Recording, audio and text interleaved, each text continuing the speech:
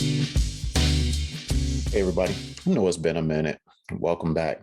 Like Anita Baker used to always say when she was like 2 hours late, not Lauryn Hill late, but still late, she would always like come on stage like late and be like, "Where have y'all been?" As if it wasn't her fault. So if it worked for her, and I don't really know if it did or not. I mean, anyway, how's everybody been? Hopefully everybody's been well. Hopefully everybody's enjoying their holidays, however they're choosing to celebrate their holidays and all of that good stuff.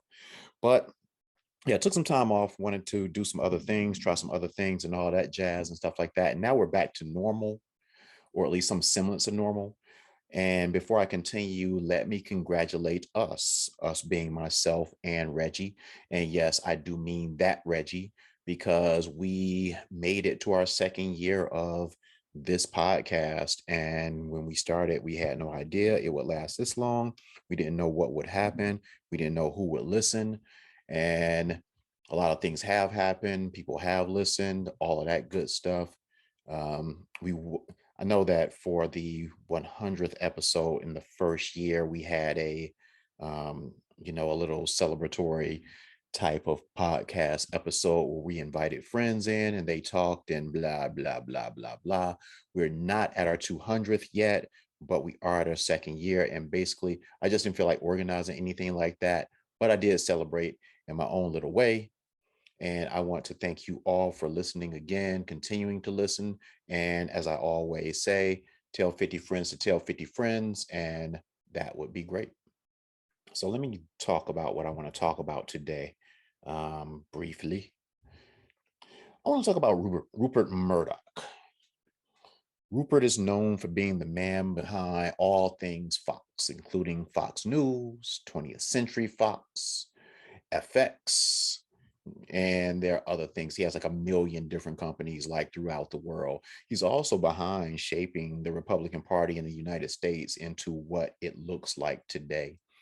Many blame or credit Donald Trump for that, but actually, no, Rupert's fingerprints are much larger than Donald on this way and the way that Republicans, conservatism has moved in further to the right. But for people listening outside of the country, you don't really care, or it really doesn't apply that much to dating, unless, of course, you're dating someone who is from a different political ideology than you are, which I've encountered quite a bit more than I ever have. I encounter it more so than I did back in the day, whereas traditionally Black people were Democrats and that was it.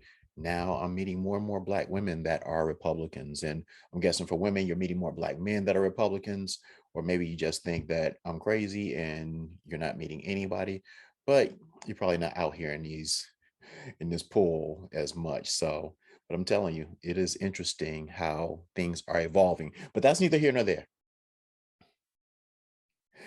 But when I talk about Rupert Murdoch, who started all of this rant, this rabbit hole that I went into, he gives me a little bit of a sense of hope when I look at him.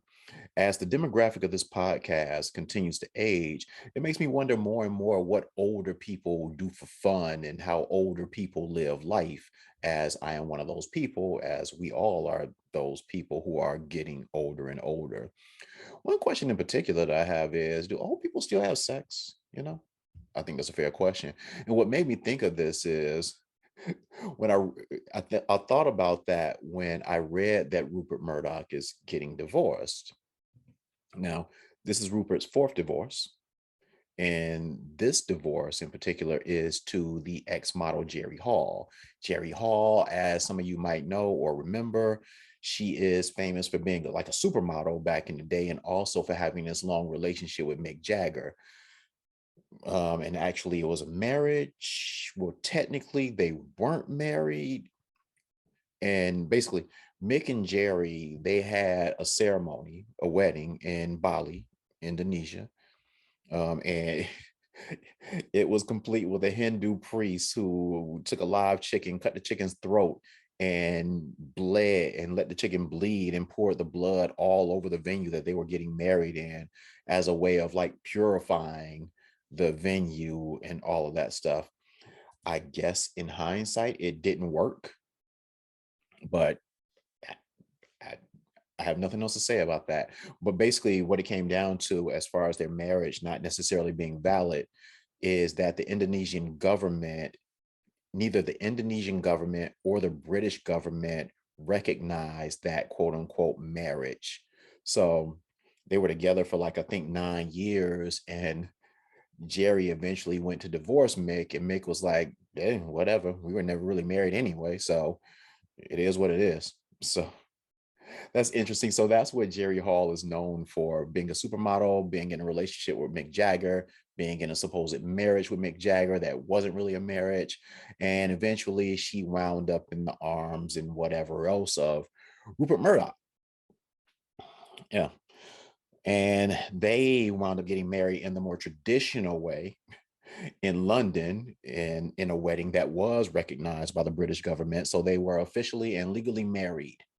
And that was in 2016. Rupert was 85 years old in 2016. Jerry Hall was 59 years of age in 2016.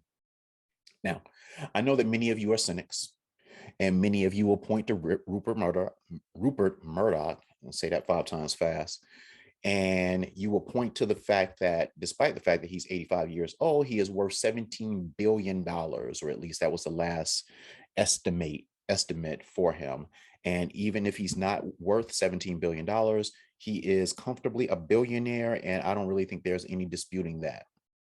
And many of you can point to that and say that that's the reason that Jerry Hall married this old dude in the first place, the 85-year-old. But like I said earlier, Jerry was a big time model back in her day, and she made money. And looking up her estimated net worth, is quoted to be around 20 million bucks. Now, I understand that these celebrity net worth things, these estimates, they're not always the most accurate. Even with that said, you wouldn't think that she'd be desperate for money. And while $20 million or whatever million that she has or is worth is a far cry, a very far cry from 17 billion, it's enough, or at least I would think that it would be enough to make you not feel compelled to get with a dude that's 85 years old just for the money. Or does it? I don't know. I just can't imagine me having that kind of money, the $20 million or whatever she's alleged to have, and me thinking, that's not really enough money. I need to find me a billionaire, especially if the billionaire looks like Rupert Murdoch. Now, you guys know me, I don't believe in constructs like beautiful and ugly and things like that. I believe that society has a standard as to what beauty is. And if you subscribe to that, cool. But I just don't like the idea of calling somebody ugly. So it's no disrespect to Rupert. So I'm not saying it like he's ugly or whatever. Um, it's not like he's a bad looking guy. He's just an 85-year-old guy. And and you know, 85. And when you think about it now, he's 91 now. That was in 2016 and he was 85. And he looks now like a 91-year-old dude. And back then he looked like an 85-year-old dude. And I'm just talking about from what I've seen, and that's from the neck up. Jerry has had to look at him from the neck down. Now, societal standards or whatever, I don't really think that anyone can look at anybody that's 85 to 91 years of age and think, wow, that is sexy. Even if you are older yourself, 59 years of age, I just can't see you looking at that and saying, that is sexy. I am sexually attracted to that. Yeah. Yeah. But with that said, Jerry Hall, a woman that didn't need money, she chose to embrace that. And maybe she could look into his soul. I will say that women are better at looking at things, looking at the intangible instead of the tangible and finding beauty in those things, whereas guys, we're not as good at that. So it's funny, I go to a lot of concerts, and when I'm in the venues, I'm looking at the couples there, and oftentimes I think, wonder how he got with her, or wonder how she got with him. The couples just don't necessarily seem to match all the time, and it makes you wonder what it was. Did they used to look different? Did they gain weight after they got together? Does he have money? Does she have money? It's like, it's just interesting. Or maybe they just had great personalities and they were able to look past what is the physical, the first thing that you see. So like I said, women are better at that, but still 85 years old, all kind of wrinkles and withered parts and stuff. I don't know. And but anyway, that's why I like reference like the hope that I have and how Rupert has inspired hope. That I mentioned that earlier in the episode, because even though Rupert is 85 years old, and even after the 3 divorces, even with enough money to hire women, any woman, not any woman, but hire women to serve him in any capacity imaginable, he found someone to love him that didn't necessarily need his money. 20 million isn't 17 billion, but still, if I meet someone with $20 million, I'm thinking that, I can provide a better life for her, but still, there has to be something there in her that actually would like me, especially if she's a supermodel, she's an age supermodel. But I mean, I would imagine that amongst the 85-year-olds that you can pull, I, I would think that you could find someone, or even younger, that you could find more attractive than Rupert. But maybe she found him attractive, and that's what gives me the hope. The fact that she found Rupert attractive, and me giving them the benefit of the doubt, as I often do, they fell in love and married for the right reasons. I'm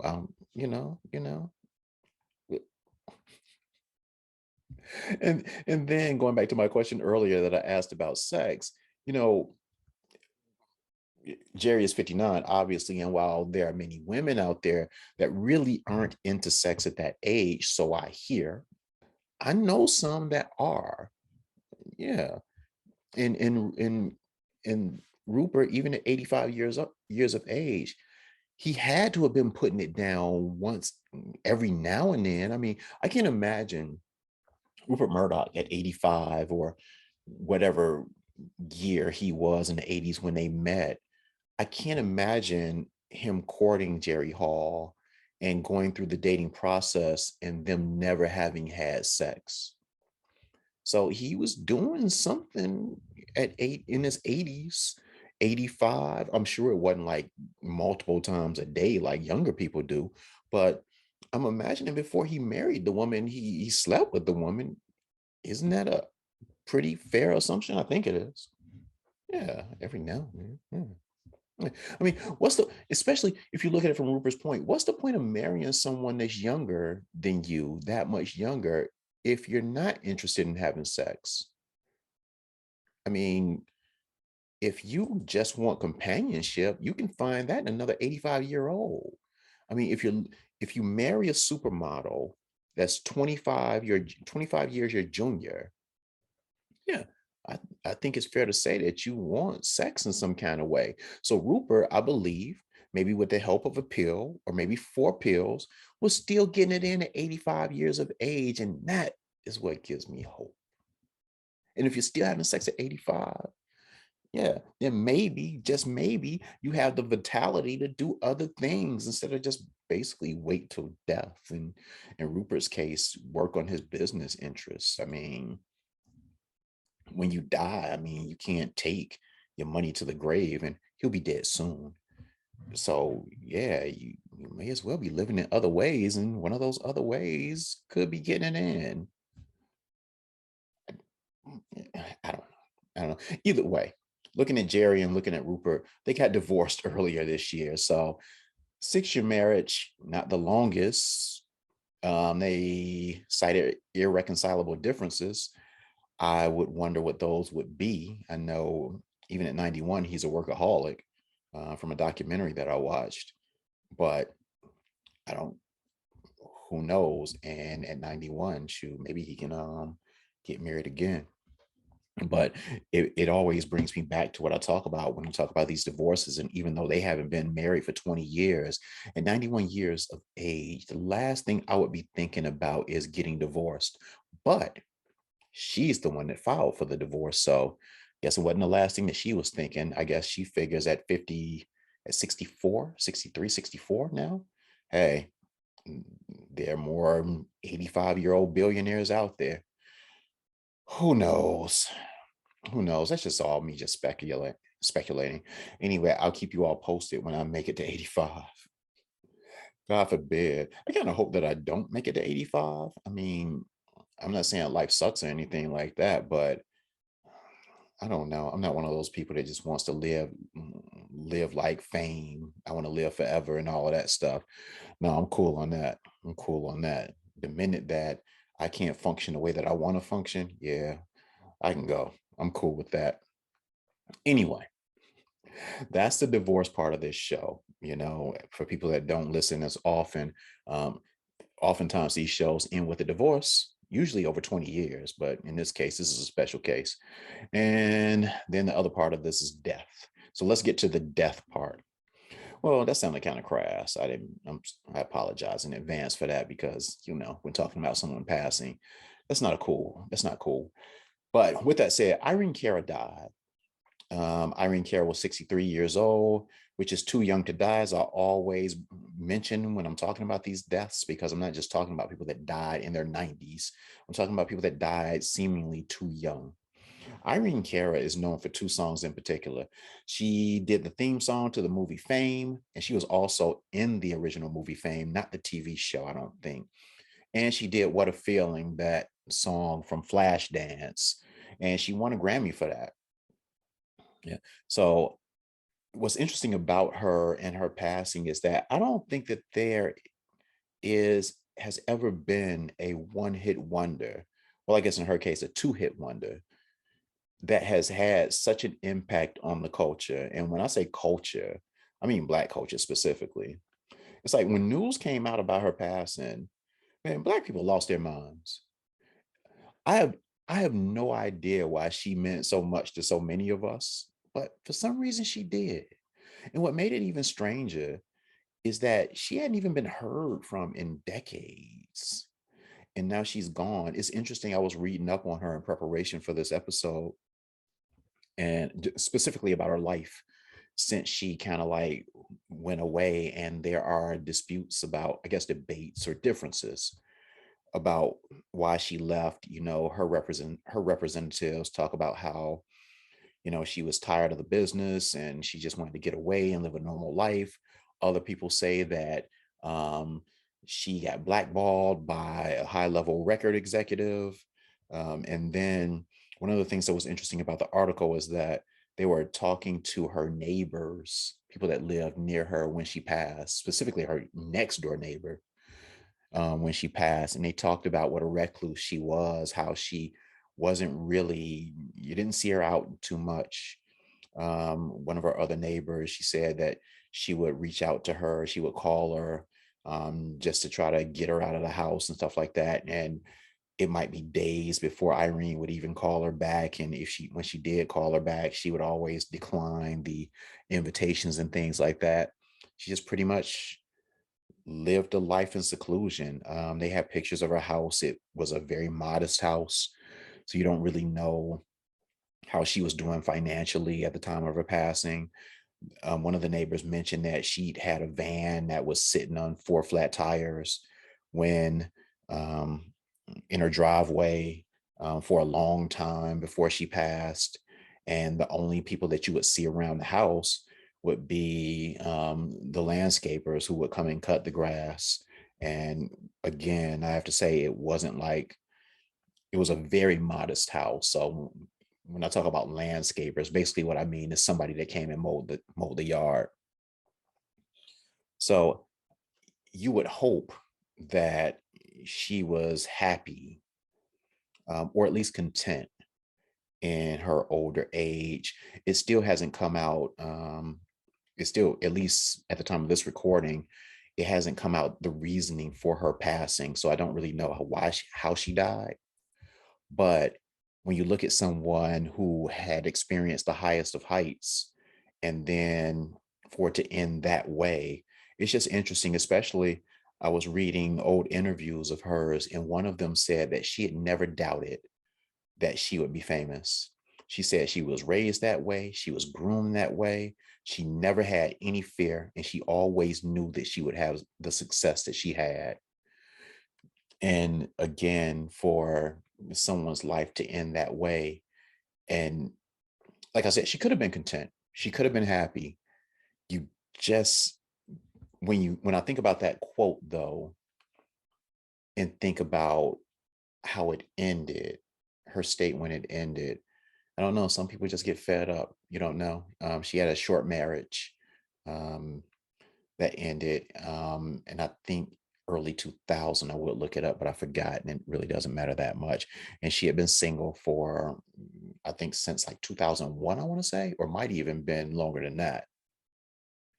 But it's interesting, because I don't know how she passed. I don't want to give a lecture like I normally do about health and people going to see the doctor and all of that. But it does lead me to give another lecture, and that's about living your life. Life is rough. Life is hard. And as far as I know, you only get one of these things. So we are all obligated to make the most of it. I don't know what your dreams are. I don't know what you want to do in life, but especially when talking about the demographic of this podcast, if you hadn't started the process of doing it, you really should, because boy, 63 is not old at all. But things just happen in a strange way. And that also reminds me of the guy from Migos, the rap group, Takeoff. He doesn't fit into the demographic of this show. He was only 28 years old, but I think it's worth mentioning in concert with Irene Cara's death, and me talking about living your life and going after what you want in your life, because this 20-year-old young man was an innocent bystander just standing around while two people got in an argument, start shooting, and he got shot just minding his business. Wasn't arguing with anybody, wasn't involved with what they were involved in. They were in a dice game that he wasn't involved in. He was just standing there, and shots rang out, and he got hit, and he dies. People, we have to live. We have to live. I know it's hard because a lot of, especially our generation, the demographic of this podcast, we were raised to get a job and work that job until you die. Get a job, have a family, work that job until you die. And that's not it, y'all. These young kids out here, they they some people will describe them as lazy. Some people would describe them as being weak or soft or something like that. But to me, when I look at them, they're going through the process of trying to figure it out. And those things, the fear, the laziness, or whatever, are things that you go through while finding your path, as opposed to a lot of us who grew up in a certain way where our path was kind of determined for us by our parents. Get a job. The quote, there's always work at the post office. Get a job and work that job until you die. Work for the man. And that's what you do. And yeah, these kids, they reject that. They look at us or their parents, and they're like, I don't want my life to be like yours. So they're trying to find their thing, and they're taking their bumps while they're finding it. Those of us in this demographic that listen to this podcast, we have the benefit of wisdom. So we are smart. We're smarter. We just have more experience. And as such, we can apply that experience when chasing our dreams, because you're never really too old. You're not old until you die, really. So we need to take care of ourselves, and we need to chase our dreams, and we need to be appreciative of the days that we have left, and not necessarily years, not necessarily decades, days, for all that we know. Life, man, it'll kill you, as my mother used to say. Yeah, well, anyway. But that's it for me. Thank you all for listening. It won't be another month before you hear from me. So thank you all for keeping up. And yeah, 2 years in the books. Mm, Shocking to me. Reggie, what do you have to say to these people? After 2 years, you still, people wondering who Reggie is, and many people still do wonder who Reggie is, even though I've explained Reggie. Go back to the first 50 episodes of this podcast, which you can find in the archives, and you'll find out who Reggie was, who Reggie is. He's not dead. Who Reggie is, because he is my podcasting partner, and he was my co-host for the first 50 episodes, and I still count him as my co-host now. Part of it is trolling me because I like having fun at his expense, but it is what it is. Everybody have a great week, have a great holiday. You'll hear from me again before Christmas. For people that celebrate Christmas, people know the date even if they don't celebrate it. So I'll be around. Take care and go Bucks.